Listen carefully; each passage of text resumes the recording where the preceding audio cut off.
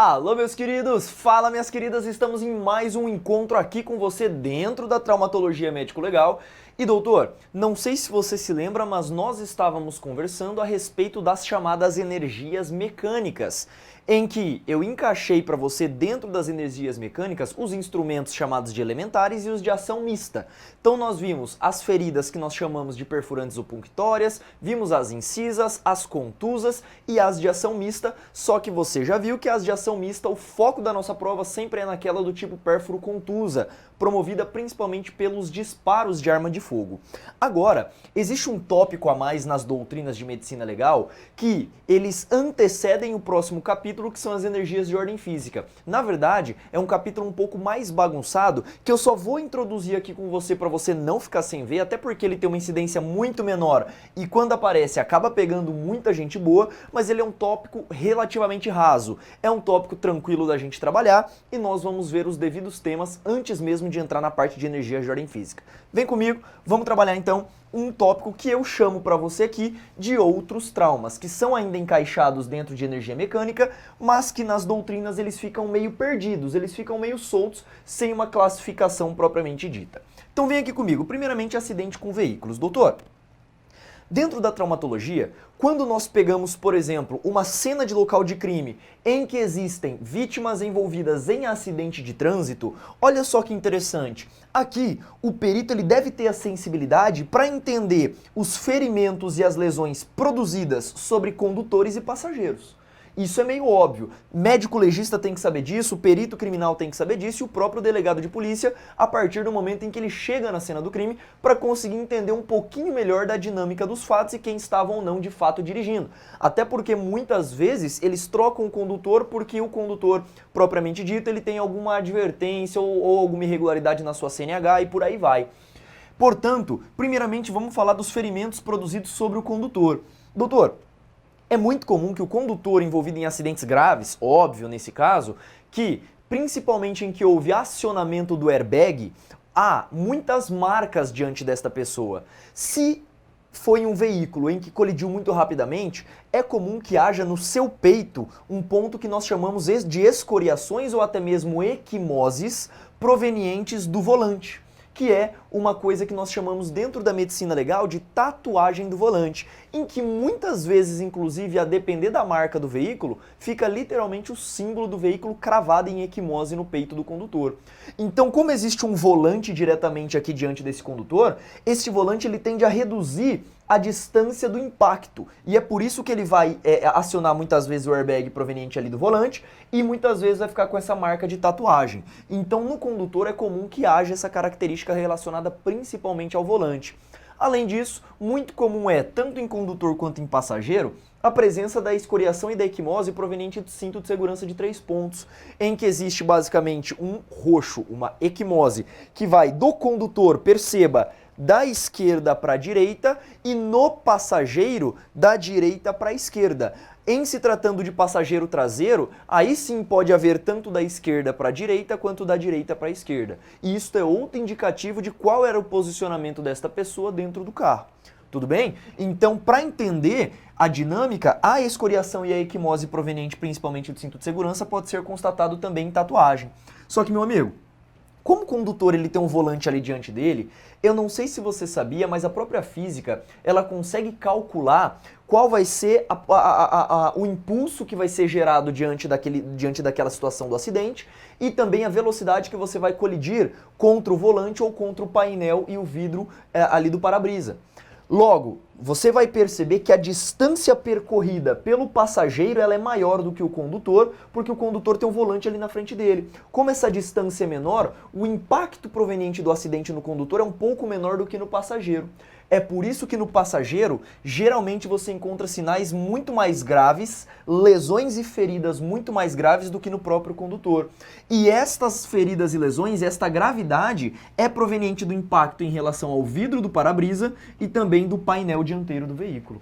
Tudo bem? Muito comum de ser constatado, por isso, como existe uma distância maior entre, na verdade, percorrida pela frenagem ou pelo parar do veículo, do passageiro até o painel, as feridas e lesões costumam ser muito mais graves do que no passageiro do que no condutor. Bacana? E só pra gente fechar em se tratando de ferimentos produzidos em acidente, temos que falar dos atropelamentos. Doutor, atropelamento ele vai apresentar uma víbice muito típica que eu já trabalhei com você. Lembrando que víbice é uma das classificações de equimoses ou equimonas, que nada mais são do que estriações provenientes dos sulcos do pneu do veículo. E isto produz uma tatuagem sobre a pele da pessoa chamada de estria pneumática de Simonin. Muitas vezes, principalmente pela reentrância desta pele nos sulcos ali do pneu durante o atropelamento. Tudo bem? Então vai ficar uma marca do pneu ali, chamado de estrias pneumáticas de Simonin. Muito típica. Além disso, a perícia ela acaba estudando um pouco mais ferimentos produzidos, por exemplo, sobre os joelhos, coxa e joelho, principalmente de atropelamento, ou até mesmo zonas que a gente chama de espelho em para-choque e capô do veículo. Muito comum, mas a gente não vai aprofundar no ponto de vista criminalístico porque isso não cai na tua prova. Aqui você tem que dominar basicamente a estrutura médico-legal. Uma pessoa que é atropelada não tão gravemente, é comum que ela apresente escoriações ou até mesmo equimoses na região dos joelhos e das coxas, que é onde você encontra principalmente o contato do para-choque do veículo. E é claro, na perícia do veículo terá que ser constatado, por exemplo, alguns arranhados, algum amassado ou até mesmo descolar de tinta da região desse para-choque. Bacana? Então isto são as feridas e lesões do ponto de vista médico-legal, a atenção do ponto de vista médico-legal dado a acidente com veículo. Vamos falar agora de ferimentos produzidos por precipitação, notadamente suicídios ou até mesmo acidentes provenientes daquela galera que limpa, por exemplo, um prédio, limpa vidraça. Como que essa pessoa, você pode caracterizar principalmente as feridas? Doutor, a doutrina cita uma coisa que a gente chama de lesão ou ferida em saco de nós. Pedro, por quê? Uma pessoa que é precipitada, digamos assim, obviamente por ação da gravidade, ela tende a quicar uma vez no chão, chamada de foco primário ou efeito primário, e ela quica uma primeira vez e vai para um segundo ponto que nós chamamos de ponto secundário. Doutor, este quicar, você percebe que se não for, por exemplo, numa região de crânio, a pessoa ela tende a permanecer com a pele, o tecido epitelial juntamente com o tecido todo de revestimento, quase que íntegro, doutor. Você percebe que uma pessoa que precipitou, quando ela bate no chão, ela não abre inteira sempre, não. É muito mais comum, diga-se de passagem, que ela permaneça com os seus tecidos íntegros. O problema é na hora de pegar esta pessoa para encaminhar para o IML. Doutor, por dentro existem múltiplas fraturas, notadamente em costela, ossos longos e crânio. E quando você pega essa pessoa, principalmente na região do crânio, esse crânio todo quebrado, todo estilhaçado, gerado por meio da energia do impacto com o chão, quando você levanta a pele, ela fica literalmente mole, parecendo que tem um monte de nozes dentro. Por isso que a doutrina apelidou como ferimentos lesão em saco de nós. Isso é típico de lesão por precipitação. A pessoa apresenta relativa integridade dos tecidos externos, mas internamente ela sofre roturas, diga-se, rompimentos de órgãos, principalmente órgãos ocos, pulmão, intestino, estômago e por aí vai. E também sofre múltiplas fraturas ósseas internamente. Bacana? Tranquilo? Então isto é a questão relativa a saco de nós e também a tecidos. Por isso que você, quando cai em prova, basicamente cai essa afirmação que eu disse para você. Integridade do tecido de revestimento, enquanto a parte interna é o que é de fato muitas vezes afetada. E aí o que eu fiz para você? Nós temos uma questão que ela cobrou a natureza jurídica da precipitação de acordo com a distância, principalmente de prédios. E aí eu tenho que trazer essa imagenzinha para você. Me acompanha, só para a gente dar uma olhada como que vai se dar essa imagem na prática. Dá uma olhadinha comigo, por favor, me acompanha aqui agora na tela. Dá uma olhadinha, olha só. Eu trouxe aqui para você, diretamente, os ferimentos produzidos por precipitação, ó, perceba. A doutrina de criminalística tende a dizer que quanto mais próximo essa pessoa se apresentar ali do prédio, por exemplo, isto demarca um acidente. Por outro lado, se ela estiver numa distância intermediária, Pedro, o que é distância intermediária? Doutor, só com reprodução simulada dos fatos é possível de ser feito. Tudo bem? Isto tende a ser um homicídio. Enquanto no suicídio é muito mais comum que a pessoa pegue impacto. Em suicídios é muito mais comum a pessoa gerar um impacto, na verdade, gerar um impacto não, gerar um impulso, na verdade. E ao se impulsionar, ela tende a cair muito mais longe da região que ela estava, marcando a natureza jurídica. Pedro, mas isso aqui tudo, isso é absoluto? Doutor, é claro que não. Como a prova trouxe este desenho e este desenho como sendo referência, óbvio que esse mais à direita marca um suicídio e esse mais à esquerda marca um acidente. Tudo bem? Tranquilo? É isso que eu queria trazer para vocês dentro do ponto de precipitação. Agora avança comigo, que eu quero trabalhar com você com a terceira modalidade de outros traumas, que são os explosivos. Doutor, aqui eu quero que você imagine, basicamente, uma granada explodindo dentro de um ambiente fechado. A primeira ideia que você tem que ter é o seguinte, doutor. Quando um explosivo expande os gases e aquece, isto se dá de uma maneira mais grave em ambiente confinado ou em ambiente aberto, doutor? Claro que você me diria que em ambiente confinado, justamente porque haverá refração das ondas de impacto nas paredes com retorno para a vítima. Então é típico, você tem que entender que as feridas produzidas por explosivo, toma muito cuidado, elas são muito mais graves aquelas que acontecem em local fechado do que em local aberto, justamente pela reflexão e refração que a gente vai ter das ondas de impacto proveniente da explosão. Tudo bem? Bacana? Essa é uma primeira análise. E aí, quando você consegue imaginar uma granada explodindo, óbvio, doutor, a doutrina tende a chamar essa onda de impacto que vai atingir primeiramente a pessoa de blast. E aí dá-se a nomenclatura de blast injury ou até mesmo efeito primário proveniente da explosão. Doutor, a onda de choque que vai atingir a pessoa, ela é chamada de blast injury. E essa onda de choque, ela basicamente é proveniente do deslocamento rápido e repentino da camada gasosa que acaba atingindo o teu corpo. Tudo bem? Então isso é importante. O aquecimento e a expansão rápida daquele explosivo tende a produzir feridas e lesões também. E estas feridas e lesões, ao atingir o nosso corpo, elas tendem a acometer muito mais órgãos moles do que órgãos mais enrijecidos. Pedro, como assim? Quer ver? Em se tratando de uma explosão em ambiente confinado, percebe-se que as principais regiões do corpo mais atingidas são os tímpanos, a membrana timpânica, justamente porque essa onda de choque, ela gera um deslocamento muito rápido e acaba lesionando essa membrana que também pode acabar furando alguma coisa do tipo. Atinge também, por exemplo, os pulmões, que é um órgão altamente, bastante amolecido, bem molinho mesmo, e também, por exemplo, o fígado, que tem uma consistência relativamente mais molinha do que os outros.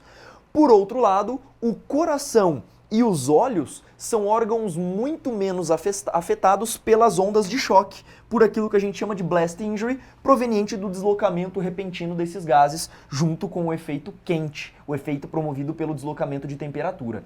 Tudo bem? Esse é o efeito primário proveniente de explosivos.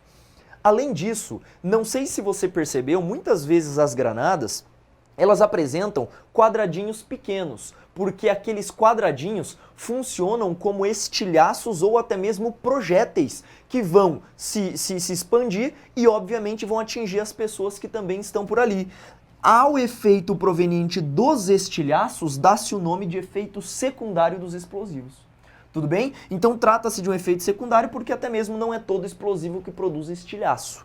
Ok? E por fim, os efeitos terciários são aqueles efeitos provenientes do deslocamento do corpo da pessoa e consequente choque com obstáculos que ali se encontram.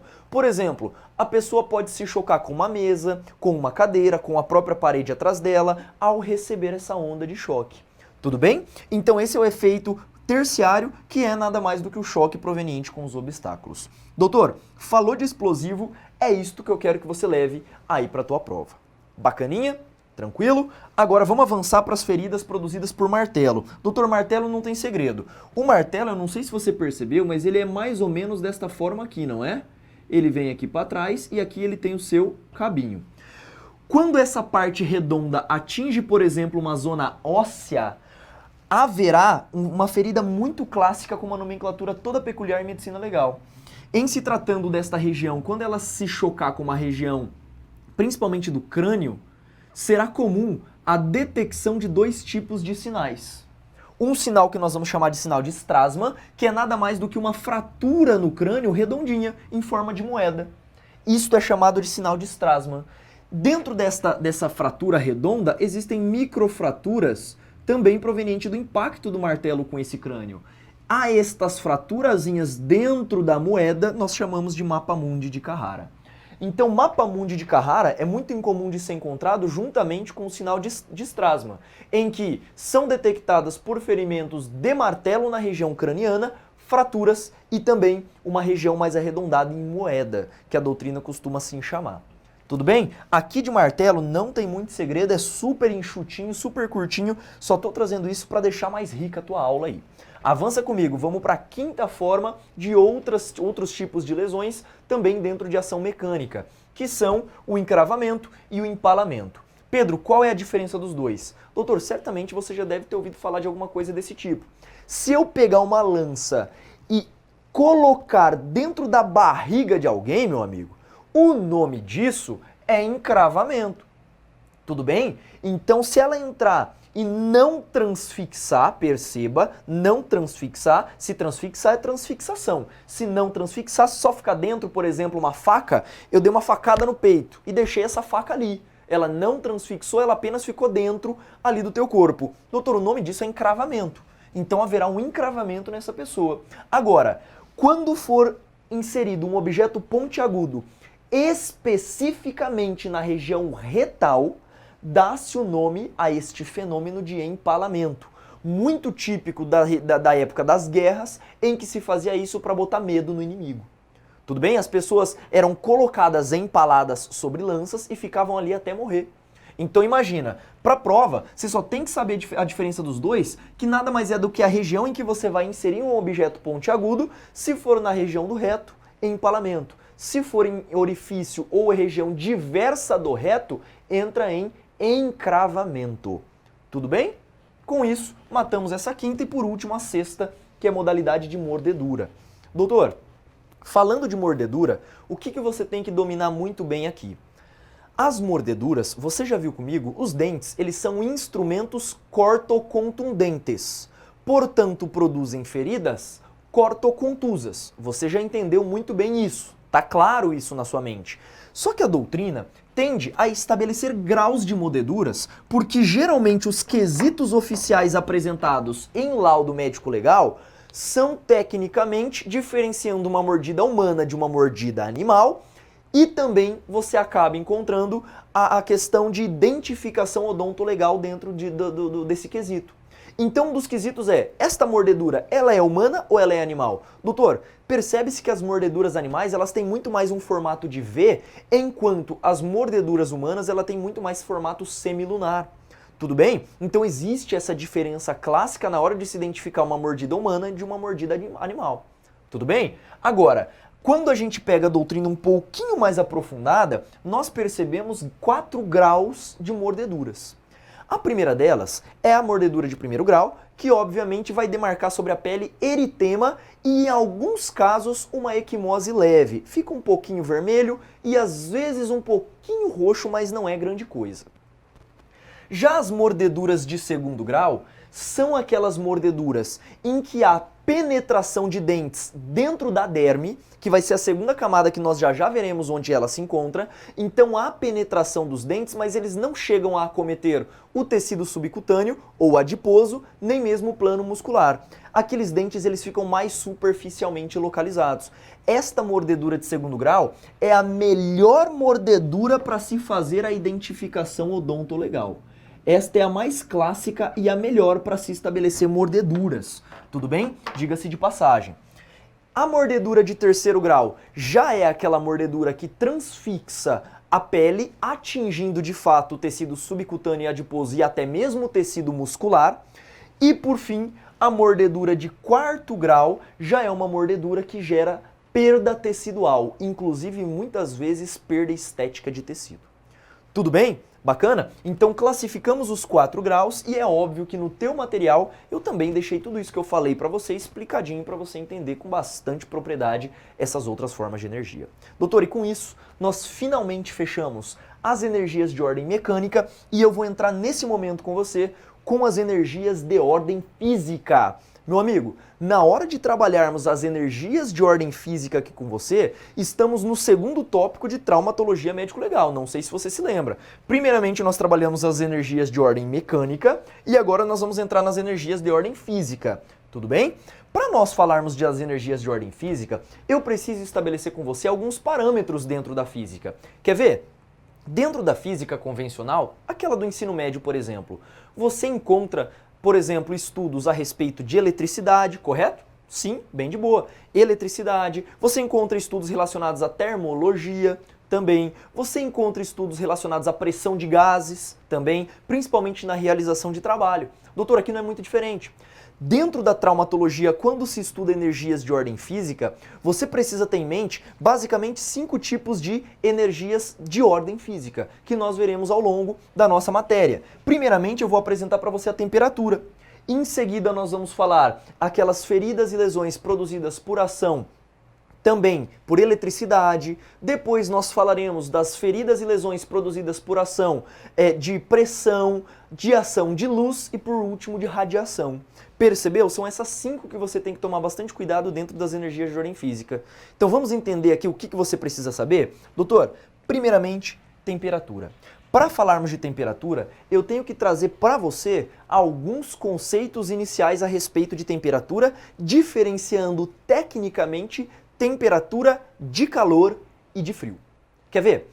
Pedro, o que é temperatura? Doutor, a temperatura nada mais é do que o grau de agitação da molécula, o grau de agitação molecular. Tanto é que se estuda o chamado zero absoluto, que nada mais é do que aquele momento em que a molécula teoricamente apresenta zero de vibração. Então, dependendo do nível e intensidade de vibração desta molécula, afere-se a ela uma temperatura. Pode ser aferida em várias escalas, pode ser Kelvin, pode ser graus Celsius, pode ser Fahrenheit, pode ser vários tipos. Aqui para nós vamos estabelecer basicamente o grau Celsius. E dentro desse conceito de temperatura, sendo ela o grau de agitação molecular, diferencia-se temperatura de calor, porque calor sempre será energia em trânsito de um lugar para o outro. O calor não pode ser contido, doutor. O calor é energia em trânsito. Por um lado, quando há calor, Pedro, quando existe energia em trânsito em direção ao corpo, enquanto o frio é a perda desse calor diante do momento. Tudo bem? Então falamos um pouquinho de temperatura e eu não sei se você sabia, doutor, mas os animais do tipo mamíferos, principalmente em se tratando do homem, eles são animais que nós chamamos de animais homeotérmicos. Pedro, o que são animais homeotérmicos? Doutor, animais homeotérmicos são animais que têm capacidade de manter a temperatura corporal constante. Tudo bem? Então olha que interessante. Quando a gente pega os chamados animais homeotérmicos, é preciso diferenciá-los dos chamados animais psilotérmicos. É claro que esta classificação é uma classificação mais basal. Isto ainda deve ser aprofundada, mas isso é assunto lá da biologia, não é assunto de medicina legal. Para medicina legal você tem que lembrar desses dois. Aqui para nós, os homens são animais homeotérmicos, enquanto os animais como, por exemplo, os anfíbios, os répteis, eles são chamados de animais psilotérmicos, que não mantêm a temperatura corpórea constante. Tudo bem? A temperatura corpórea do homem constante, dentro de pontos mais internos do corpo, é em torno de 36,5 graus Celsius. Acima disso, fala-se em estado febril e abaixo disso, a pessoa tende a estar com hipotermia, que nós veremos já já o que é. Bacana? Então, isto é o conceito inicial do que vem a ser temperatura. E agora nós vamos entrar nas lesões e feridas promovidas pelo frio. Doutor, o frio nada mais é do que a perda de calor. É uma região do teu corpo em que vai perder temperaturas, vai reduzir a sua temperatura por perda de calor. Tudo bem? Então isto é frio. E este frio, ele pode ser sentido pelo seu corpo de maneira difusa, em todo ele, ou até mesmo em pontos específicos, em pontos localizados. Quer ver? Quando o frio tiver ação difusa, doutor, por exemplo, uma pessoa ficou mergulhada numa piscina há muito tempo, numa piscina muito fria. Nesse caso, fala-se em hipotermia, doutor. Hipotermia nada mais é do que a ação do frio difuso. Aí você poderia me indagar, Pedro, mas por que a hipotermia em alguns casos pode até matar? Doutor, a hipotermia mata por ação principalmente a nível de sistema circulatório, na verdade cardiocirculatório, e também a nível de sistema nervoso central. Quando uma pessoa está em estado de hipotermia, as atividades neurais elas reduzem drasticamente, assim como a própria irrigação dos tecidos, dentre eles o próprio sistema nervoso central. É por isso que uma pessoa tende a sentir, uma pessoa com hipotermia, mais sonolência, mas muitas vezes com alucinações ou visão turva. Esta pessoa pode inclusive apresentar convulsões e por aí vai. Como a ação se dá principalmente em nível de sistema nervoso central e irrigação sanguínea, os sintomas são muito clássicos relacionados a esses dois tipos de sistemas. Tudo bem? Isto é a hipotermia. Pedro, mas e o frio de ação localizada? Aí fala-se em geladura, doutor. Existe a queimadura, que é o quente localizado, e existem as geladuras, que é a ação fria localizada, que pode também se dar de acordo com o primeiro grau, segundo grau, terceiro grau e quarto grau. Muitas vezes a galera fala assim, ai Pedro, gelo também queima, não é? Não é que gelo queima, gelo gela, meu filho, o que queima é o fogo, tudo bem? Gelo gela, gelo gera geladura. Fala isso rápido 3 vezes que eu duvido que você consegue, beleza? O gelo, ele gera geladura, não queimadura. E esta geladura causada pelo próprio gelo, ela pode ser, por exemplo, de primeiro grau. Quer ver? Pega o gelo, deixa muito tempo na mão fechada, muito tempo mesmo, a ponto do gelo inteiro derreter. Doutor, você vai perceber que quando você abrir tua mão, ela vai estar toda esbranquecida, mas ela vai começar a ficar bem avermelhada. Ela vai ter um eritema. Eritema, que nada mais é do que o rubor, a vermelhidão promovida na região das mãos ou em qualquer região do corpo que tiver um contato direto com gelo. Tudo bem? Então, geladura de primeiro grau. Ela apresenta eritema, vermelhidão e rubor. Muitas vezes, em alguns casos, até um edemazinho ali na região. As geladuras de segundo grau, elas são marcadas pela produção de bolhas, que a doutrina tende a chamar tecnicamente de flictenas. Tudo bem? Pedro, o que é uma flictena? Doutor, é uma bolha. Então, Pedro, também a geladura pode causar bolha? Sim, doutor. Muito comum em pessoas que trabalham, por exemplo, em regiões mais frias ou com meios como refrigeração, por exemplo, ou até mesmo com gelo seco e coisa do tipo. Deixa o gelo seco. Você sabe que o CO2 ele é o gelo seco. Deixa ele muito tempo fechado na tua mão para você ver se não vai produzir bolha. Vai produzir flictena e vai queimar muito. Tudo bem? Então, isto vem a ser as geladuras de segundo grau. Nas geladuras de terceiro grau, doutor, novamente, já existe acometimento do tecido subcutâneo e do plano muscular. Como esta geladura afeta tanto o tecido adiposo, que é o tecido subcutâneo, quanto o tecido do plano muscular, há formação de cristais. E doutor, se há formação de cristal dentro das células, há morte celular. Esse cristalzinho de água formado, ele rompe membrana. Se ele rompe membrana de célula, ele gera inflamação. E esta inflamação culmina em uma necrose. Deu para entender? Por isso que as geladuras de terceiro grau, elas são muito mais sérias, gerando necrose que muitas vezes podem se apresentar em tom enegrecido pelo sangue coagulado. Tudo bem? Então gerou necrose, estamos falando de geladuras de terceiro grau. E por fim, as geladuras de quarto grau, que são chamadas de trincheiras. Pedro, por que trincheiras? Nas geladuras de quarto grau, há que se falar em lembrança das épocas de guerra, em que lá na Rússia se cavava nas regiões de gelo para as pessoas ali entrarem. Só que tem um problema, ela entrava e não conseguia sair. Eu estou dizendo, obviamente, do inimigo. O inimigo caía numa trincheira e não conseguia sair. E dentro desta trincheira, imagine a menos 20 graus Celsius, esta pessoa sofria perda de membros. Este congelamento era nível total de membro, então atingia até o plano ósseo e ia subindo para os membros. Perdia pé, perdia perna, perdia muitas vezes braço e tudo isso era chamado de trincheira. Quando ele perde efetivamente um membro, não apenas uma região localizada de necrose. Tudo bem? Então estas são as chamadas geladuras. Agora, vem comigo para a gente trabalhar um pouquinho a respeito das queimaduras. E novamente, para falar de queimadura, eu vou apresentar para você o conceito de calor. Doutor, calor, como eu havia dito, é nada mais do que a energia em trânsito. Se uma pessoa está com calor, ela na verdade não está com calor, ela está com a temperatura do seu corpo alta. Quando essa pessoa tende a ganhar temperatura, a tendência é que ela fale que ela está com calor. Então seria a transferência de energia térmica para esse corpo da pessoa, que também pode se dar de maneira difusa ou localizada. Quer ver? O calor de ação difuso, doutor, ele se dará em duas modalidades, chamadas de termonoses.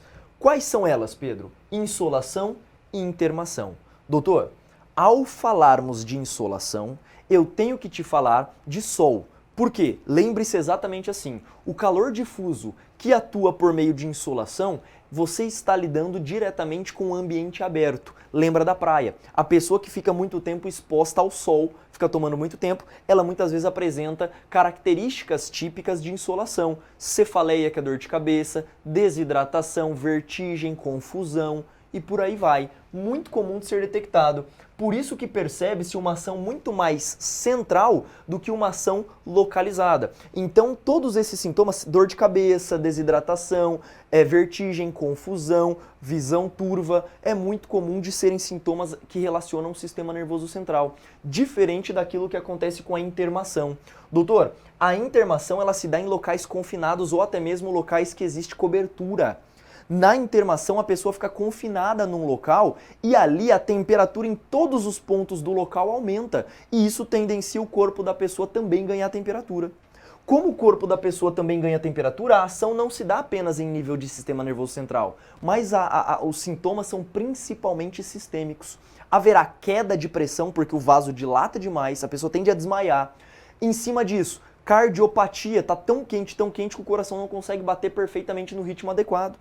Pode haver, muitas vezes, precipitação de proteínas a nível de sangue, e aí essas proteínas não funcionam corretamente. Tudo bem? Então a ação da intermação ela é bem diferente da insolação. Isso por meio da doutrina do Higino de Carvalho Hércules. Ele que cita essa diferença. Falou de sistemas mais centrais, mais de sistema nervoso central, estamos falando da insolação. Falou de sintomas mais sistêmicos, principalmente envolvendo o sistema cardiovascular, estamos falando de uma ação mais por intermação. E existe também a queimadura localizada.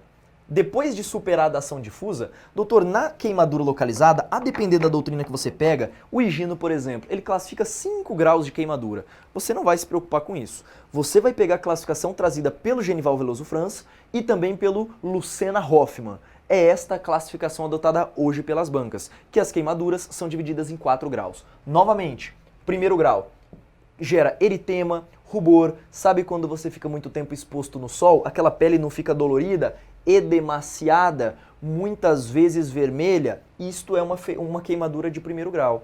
Doutor, quem nunca produziu bolha de queimadura nas mãos? Esta bolha da queimadura, ela gera aquilo que a gente chama de flictena, na verdade. A bolha, o nome técnico da bolha é flictena, típico de queimadura de segundo grau, que há acometimento aqui, já neste caso, da derme. Tudo bem? Na queimadura de terceiro grau, há atingimento do plano ósseo e do plano subcutâneo também. Na de terceiro grau, então, eu atinjo o plano muscular, doutor. Plano muscular e tecido subcutâneo. Se eu atinjo o plano muscular, nesse caso aqui, forma-se muitas vezes uma placa dura e enegrecida, que nós chamamos de escaras, ou processo de escarificação. Pedro, então o que é escarificação? É a formação de uma placa negra e dura na região localizada. Tudo bem? E por fim, a ferida de quarto grau acaba sendo a carbonização completa do corpo. Doutor, carbonização tem a ver com posição de Boxer. Pedro, por quê? Quando a pessoa ela é inteira queimada, doutor, a tendência dos músculos é se contrair. E é por isso que é muito comum que a pessoa que é carbonizada, ela tenha redução do seu tamanho, a altura reduz, justamente pelo encolhimento promovido pelos músculos e pelos ossos. E esta pessoa tende a juntar mais os braços, ficando mais próximo do corpo, nesta posição muito mais contraída. Esta contração promovida pela perda de água do corpo e pela contração dos músculos, gera uma posição, muitas vezes, chamada de posição de Boxer, ou até mesmo posição de boxeador, típica das carbonizações, muito comum de serem demarcadas e que cai bastante em prova. Bacana?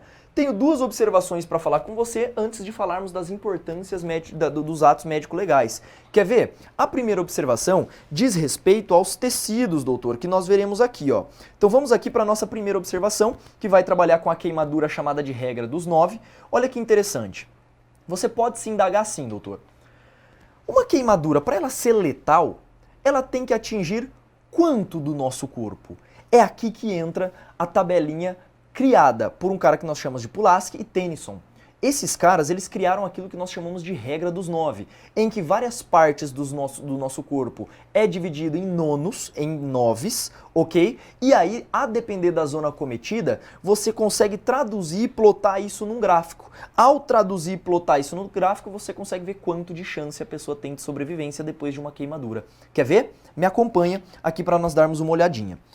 Para tabelinha, se você analisar a cabeça e o pescoço, a queimadura na cabeça e no pescoço gera 9%, no tronco, na parte da frente, 18% e nas costas, 18%, no braço, cada um 9%, na área genital, 1% e na perna, 18% cada uma. Lembrando que considera-se tanto a parte da frente quanto a parte traseira. Tudo bem? Imagine, se a pessoa sofrer, por exemplo, queimadura no tronco, na frente e atrás, você concorda que ela vai ter 36% do seu corpo queimado, sim ou não?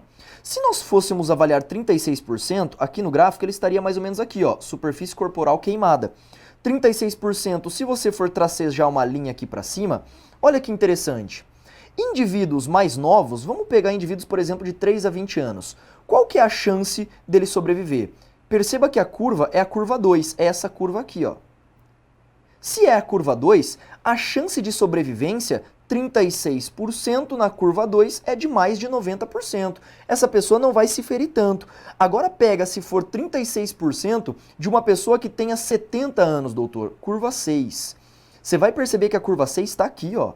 Qual que é a chance de sobrevivência de uma pessoa mais idosa com 36% do corpo queimado? Doutor, aproximadamente 42, 43%. Percebeu? O que se conclui a partir disso? Quanto maior a superfície, na verdade, quanto maior for a idade da pessoa, menos chance ela tem de sobrevivência após uma queimadura. Tudo bem? Menos chance ela tem a sobreviver, a depender, óbvio, da extensão do corpo que for de fato acometido aqui dentro da queimadura. Em seguida, eu tenho que trabalhar com você quais são as regiões da pele para a gente entender a queimadura de primeiro grau, a queimadura de segundo grau, a queimadura de terceiro e de quarto grau, qual que elas acometem. Perceba, doutor, a queimadura de primeiro grau, ela atinge basicamente o tecido mais superficial, chamado de epiderme, enquanto as bolhas e flictenas, dentro das queimaduras de segundo grau, elas já atingem esse tecido aqui, ó, chamado de derme, que é um tecido vascularizado e inervado, diferente do que acontece com a epiderme. Portanto, as feridas produzidas por queimadura de primeiro e segundo grau, elas acometem a pele. A pele nada mais é do que um conjunto de epiderme e derme. Agora, quando a gente pega as queimaduras de terceiro grau, ela já vai atingir o tecido subcutâneo, ou chamado também de tecido adiposo, que é o tecido de gordura aqui embaixo, e embaixo dele ainda existe um tecido chamado de tecido muscular, que é o tecido também atingido nas feridas de terceiro e quarto grau em se tratando de queimaduras. Só que a de quarto grau, ela acomete praticamente o corpo todo, e ela muitas vezes é chamada de carbonização. Tudo bem? Tranquilão? Avança comigo que eu tenho mais um pontinho só para a gente fechar o raciocínio aqui dentro das queimaduras, que tem a ver com a importância médico-legal das queimaduras. Quer ver, doutor? Pedro, para que serve eu conhecer medicina legal em se tratando de queimadura? Primeiro, um dos exames que deve ser feito para saber se aquela pessoa morreu de fato queimada ou se ela foi colocada no local na expectativa de se ocultar o cadáver é a presença de sinais nesta pessoa. Se a pessoa morreu, quando ela morreu queimada, se ela morreu diante daquela situação de fogo, por exemplo, certamente essa pessoa aspirou fumaça. Se ela aspirou fumaça, é comum se encontrar fuligem no trato respiratório dela, diferente do que daquela pessoa que é colocada no fogo na expectativa de se ocultar o cadáver. Aquela pessoa não respira mais. Então esse sinal, ele é chamado de sinal de Montaut, doutor. Pedro, o que é o sinal de Montaut? É a presença de fuligem no trato respiratório. Da mesma forma, pode o médico legista capturar sangue da câmara cardíaca, doutor. Ele vai enfiar uma agulha na câmara cardíaca e vai coletar aquele sangue para dosagem de CO, monóxido de carbono, e detectar os níveis de monóxido de carbono nesse corpo. Se tiver acima de 60% a 70%, é altamente indicativo de asfixia também. Ou seja, ela estava viva no momento em que estava sendo queimada. Bacana? Então, detecção de carboxihemoglobina, que é nada mais do que o monóxido de carbono ligado à hemoglobina, e taxa de saturação dessa hemoglobina. Tudo bem? Existe também o sinal de Janezi-Geliac e também a presença de identificação. Pedro, o que é o sinal de Janezi-Geliac? Doutor, as bolhas presentes neste cadáver, é possível que você extraia o líquido desta bolha e faça uma microscopia na expectativa de se detectar glóbulos brancos, leucócitos. Isto é altamente indicativo de resposta imune. Doutor, se a pessoa apresentou uma resposta imune durante uma queimadura, certamente ela estava viva no momento em que foi queimada, ou ela estava pelo menos naquele momento perimortem que nós chamamos. Tudo bem? Se houver ausência de leucócitos, altamente indicativo que ela já estava morta no momento em que foi queimada. Tudo bem? E por fim, identificação. Pedro, como é que eu identifico uma pessoa que foi de fato carbonizada? Doutor, existem várias formas. Hoje se utiliza bastante, por exemplo, o exame odontolegal, se sobrou os dentes, porque é comum em altas temperaturas, os ossos fraturarem, mudarem de cor e também os dentes explodirem. É muito comum a depender da temperatura. Geralmente temperaturas acima de 800 graus isso acontece, não é? Então olha que interessante. É comum se fazer arcada dentária, exame de DNA, exame dos ossos que muitas vezes sobram ali no local. Então tudo isso pode ser utilizado para identificação, complementando também aquilo que eu coloquei no seu material. Show de bola? E agora vamos para as nossas questões, entender um pouquinho a respeito do tema como que ele cai em prova. Vem aqui comigo para a nossa primeira questão. Olha só. A ação do frio difuso é chamada de... Doutor, não tem nem o que discutir aqui. Hipotermia, muito fácil. Uma questão dessa que veio sendo cobrada em 2015, aí pela Banca Funiversa. Olha a próxima. A mordedura apresenta as seguintes zonas, na respectiva sequência de fora para dentro. Equimose da região da área difusa, limitando exatamente a área. Doutor, não é bem assim não, mas tudo bem. Equimose de sucção, toda mordedura tem sucção? Às vezes é comum, mas nem toda mordedura também tem equimose de sucção. Escoriações e lesões cortocontusas. Doutor, lesão porra nenhuma, ferida cortocontusa. Questão errada. Tudo bem? Vários pontos aí sendo divergentes da doutrina. E olha a próxima. A temperatura é classificada em traumatologia como uma energia de ordem física, até aqui tá ok, que merece destaque no estudo médico legal. Em relação às lesões produzidas por temperatura, analise as afirmativas abaixo e assinale a correta, né? Na verdade, assinale certo ou errado. Eu modifiquei essa questãozinha para a gente conseguir adaptar melhor. A ação localizada do frio é conhecida como geladura. Ação localizada é geladura? Perfeito. E produz lesões muito parecidas com as queimaduras pelo calor. Doutor, certinho. Não sei se você percebeu, a gente nota isso principalmente nas feridas de segundo grau. A queimadura de segundo grau gera bolha, da mesma forma que a geladura de segundo grau também produz bolha. Muito comum, então, de ser encontrada nesse ponto aqui. Bacana? Doutor, com isso nós finalizamos finalmente esses outros traumas dentro das energias mecânicas e também vimos o primeiro tópico de energias de ordem física. É um tópico que cai bastante em prova, mas não é de fato um tópico tão difícil assim. Não preciso nem dizer que a leitura do material é fundamental para você complementar um pouquinho mais aí o nosso conteúdo.